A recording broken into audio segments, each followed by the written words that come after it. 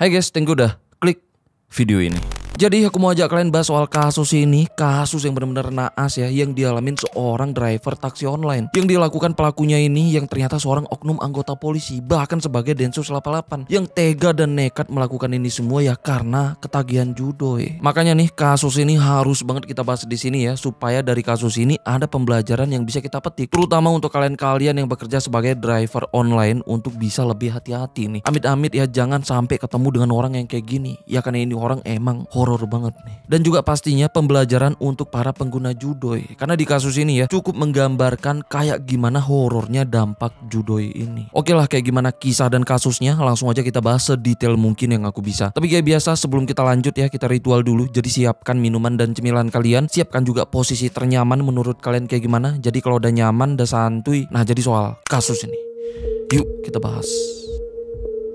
Nah jadi semuanya bermula dari orang ini yang bernama Haris, yang merupakan seorang anggota Polri yang bertugas sebagai Densus 88 di anti teror Mabes Polri di Jakarta Selatan. Nah biarpun dia yang bertugas di satuan khusus yang cukup terhormat ya, ternyata Haris ini juga dikenal sebagai anggota yang bermasalah. Karena Haris ini kecanduan judoy yang ngebuat dia terlilit hutang ke bank, bahkan ke teman-temannya sesama polisi, yang mana total hutangnya sampai mencapai 900 juta yang semuanya karena judoy. Karena ini di tahun 2022, karena Haris yang sering bermasalah dengan teman-temannya karena masalah hutang, apalagi karena dia yang kecanduan judoy ya, jadinya Haris pun sempat dapat teguran tertulis, bahkan sempat menjalani sidang etik. Tapi biarpun udah mendapat teguran keras ya, ternyata itu sama sekali nggak ngebuat dia berubah. Yang mana setelah itu ya secara diam-diam dia masih terus main judoy. Sampai akhirnya itulah yang jadi sebab akibatnya dari terjadinya kasus ini. Karena di awal bulan Januari tahun 2023, kakaknya Haris di Sumatera sempat menghubungi Haris untuk minta tolong nyari mobil bekas di Jakarta. Terus karena saat itu Haris yang sedang butuh uang untuk keperluan judoynya, langsung punya rencana buruk, yang mana dia pun langsung menghubungi kakaknya dengan sebut kalau dia udah nemuin mobil bekas, yaitu Daihatsu Terios tahun 2019 yang dijual dengan harga 180 juta. Dan dia juga bilang kalau si pemilik mobilnya minta DP sebesar 90 juta untuk tanda jadi. Kakaknya pun setuju sampai ngirim uang DP-nya ke rekening Haris ini. Padahal saat itu ya Haris ini sama sekali nggak nyari mobilnya. Terus setelah nerima uang DP dari kakaknya, uang itu pun langsung dia putar di judoy dengan harapan uangnya bisa berlipat ganda. Nah ternyata ya dalam sekejap uang DP mobil kakaknya yang sebesar 90 juta itu langsung habis nggak bersisa. Karena ini Haris pun mulai panik, apalagi pas kakaknya yang mulai nanya soal kabar mobilnya. Nah tapi Haris di situ berpura-pura kalau pembelian mobilnya udah dia urus. Karena ini ya kakaknya pun minta Haris ini untuk ngantar mobilnya ke Jambi, tempat tinggal kakaknya. Karena ini Haris pun ya pastinya makin panik lagi, kebingungan mikirin gimana cara dia mengganti uang DP mobilnya yang udah lenyap. Yang mana dari situlah semuanya berawal. Sampai akhirnya ya dia pun sampai kepikiran dengan cara yang sangat-sangat nekat dengan berencana merampok mobil taksi online.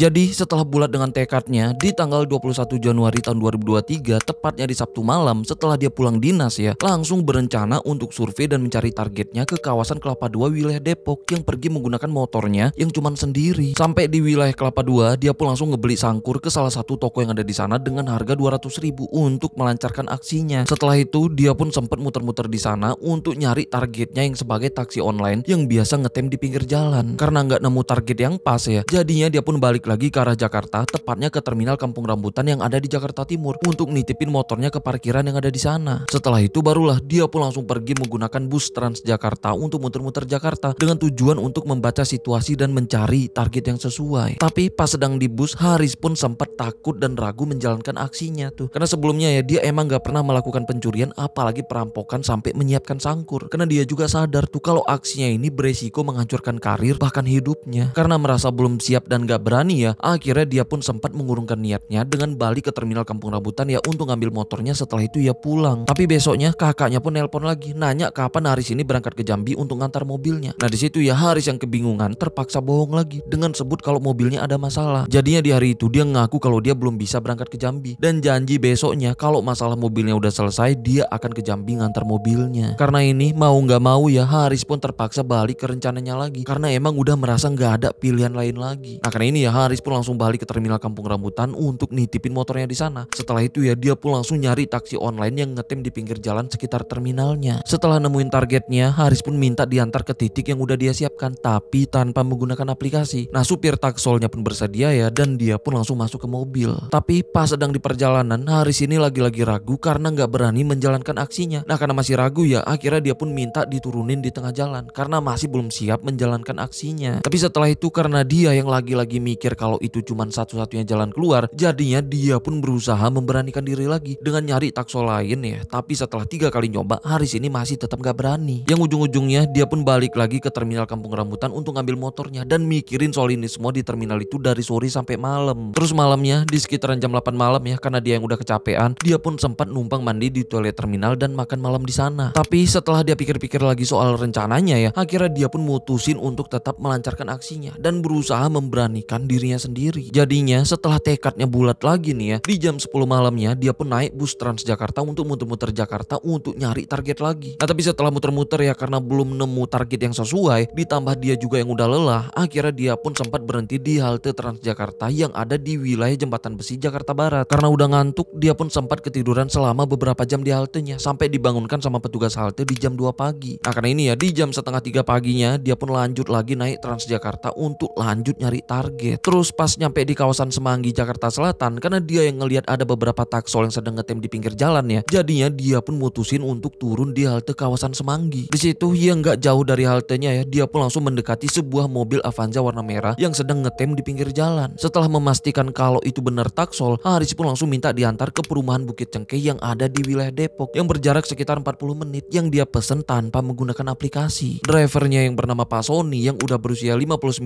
tahun yang sama sekali nggak curiga ya, langsung bersedia ngantar Haris ini biarpun tanpa menggunakan aplikasi. Karena ini ya Haris pun langsung masuk ke mobil yang duduk di bangku belakang Pak Sony yang sebagai drivernya. Terus di sekitaran jam 4 subuh pas mereka yang udah mau sampai di kawasan perumahan Bukit Cengkeh yang ada di Depok ya, Haris yang sebenarnya masih ragu-ragu sempat minta berhenti sebentar dengan alasan kalau dia mau nemuin temennya untuk minjam uang. Karena Haris ini ngaku kalau dia nggak punya uang sama sekali untuk ngebayar ongkos taksinya, jadi dia mau nemuin temennya untuk minjem uang. Karena ini Haris pun langsung turun dari mobil yang sebenarnya niatnya ya untuk memastikan lokasinya aman apa enggak ya untuk dia melancarkan aksinya. Tapi karena di lokasi itu masih ada beberapa orang yang lalu lalang ya, jadinya Haris pun masuk ke mobil lagi untuk minta diantar ke lokasi tujuannya dengan nunjukin jalannya secara manual. Yang sebenarnya di sini ya Haris ini tuh nyari tempat tersepi yang ada di wilayah itu yang cukup padat pemukiman. Pak Sony yang masih belum curiga masih ngikutin kemauannya. Nah, terus nggak lama kemudian ya Haris pun minta berhenti lagi di ATM dengan alasan mau narik uang tunai untuk bayar ongkosnya. Karena tadi katanya ya kalau dia nggak nemu temennya. Jadinya mereka pun berhenti. Yang mana di situ ya Haris pun pura-pura KTM yang padahal di situ ya dia sedang membaca situasi di luar mobilnya. Nah, karena masih belum yakin juga dengan situasinya, Haris pun masuk lagi ke mobil dan mereka pun lanjut jalan lagi. Nah, terus nggak lama kemudian ya setelah mereka memasuki Jalan Nusantara yang ada di Kelurahan Tugu wilayah Cimanggis Depok, karena ngerasa situasinya yang sepi karena emang masih subuh, barulah Haris yang udah siap beraksi minta berhenti lagi. Nah, disitulah Haris yang duduk di belakang ya langsung melancarkan aksinya dengan menggunakan sangkur yang udah dia siapkan dengan untuk bagian leher, dada, dan perut Pak Sony sebanyak 18 kali. Setelah itu dengan terburu-buru ya Haris pun langsung keluar dari mobil dengan maksud mau pindah ke bangku supir untuk membajak mobilnya. Tapi pas dia yang baru keluar dari mobil ya, Pak Sony yang masih sadar dengan keadaan yang udah lemah langsung ngunci pintu mobilnya dari dalam dan langsung berusaha membunyikan klakson panjang untuk mengundang perhatian warga yang ada di sana. Sedangkan Haris yang udah di luar ya itu nggak bisa masuk ke mobil lagi, yang mana dia pun langsung panik dan berusaha menggedor jendela mobilnya. Tapi Pak Sony tetap nggak ngebuka pintunya. Nah, karena panik ya takut warga berdatangan, akhirnya Haris pun langsung melarikan diri. Tapi belum jauh dia kabur ya, dia pun baru sadar tuh kalau ransel yang dia bawa yang berisi dompet, identitas, bahkan KTA-nya alias kartu tanda anggotanya ya ternyata masih tertinggal di mobil Pak Sony. Karena ini Haris pun makin panik dan juga bingung. Akhirnya dia pun mutusin balik ke mobil Pak Sony lagi yang saat itu klakson mobilnya itu masih kedengeran. Tapi karena masih belum ada warga yang datang ya, jadinya dia pun mendekati mobil itu lagi dan sempat berusaha menggedor-gedor pintunya minta untuk Pak Sony ini ngebuka pintunya. Nah, tapi Pak Sony tetap enggak ngebuka pintunya. Karena ini mau nggak mau ya karena dia nggak punya pilihan lagi, akhirnya dia pun melarikan diri dengan ninggalin tasnya yang tertinggal di mobil dengan lari menjauh dari lokasi. Karena keadaan baju yang dipakai Haris ini udah dipenuhi dengan bercak merah, jadinya ya dia pun kabur ke sebuah masjid yang gak jauh dari markas Komando Brimob Kelapa II yang ada di Depok untuk ngebersihin bercak merah yang ada di bajunya. Setelah itu dia pun langsung pergi dengan jalan kaki. Nah, setelah hari yang udah mulai terang ya, dia pun melanjutkan pelariannya dengan naik angkot. Sedangkan di sisi lain Pak Sony dengan keadaannya yang makin melemah di dalam mobilnya ya, dia terus berusaha membunyikan klakson panjang. Sampai akhirnya dia pun mengembuskan nafas terakhirnya dengan keadaan klakson mobilnya yang masih tertekan tubuhnya. Terus setelah beberapa menit suara klaksonnya terus bunyi tanpa henti ya, awalnya emang sempat ngebuat warga di sana ya risih. Akhirnya ya warga pun ngecek mobilnya dari kejauhan. Nah tapi setelah dilihat ya warga pun langsung ngerasa janggal karena mobilnya terparkir di tengah jalan. Karena ini warga pun langsung mendekati. Nah setelah mereka ngintip dari jendela mobilnya ya, mereka pun kaget karena ngelihat sopir mobil itu yang dipenuhi cairan merah. Nah kan ini ya warga pun langsung heboh berusaha nolongin ya, tapi mobilnya yang udah terkunci dari dalam. Karena nggak berani gegabah, akhirnya warga pun langsung ngelaporin soal ini ke Pak RT-nya. Dan setelah itu ya mereka sama-sama langsung melaporkan soal kejadian ini ke pihak kepolisian di sana. Gak lama kemudian di pagi harinya ya polisi pun mulai berdatangan yang langsung berusaha ngebuka paksa mobilnya. Nah setelah pintu berhasil dibuka ya, Pak Sony pun langsung dikeluarkan dari mobil dengan keadaannya yang udah nggak bernafas lagi. Karena ini tubuh Pak Sony pun langsung dievakuasi ke rumah sakit Bayangkara Polri untuk diotopsi. Dan hasilnya pun ya di tubuh Pak Sony itu ditemukan 18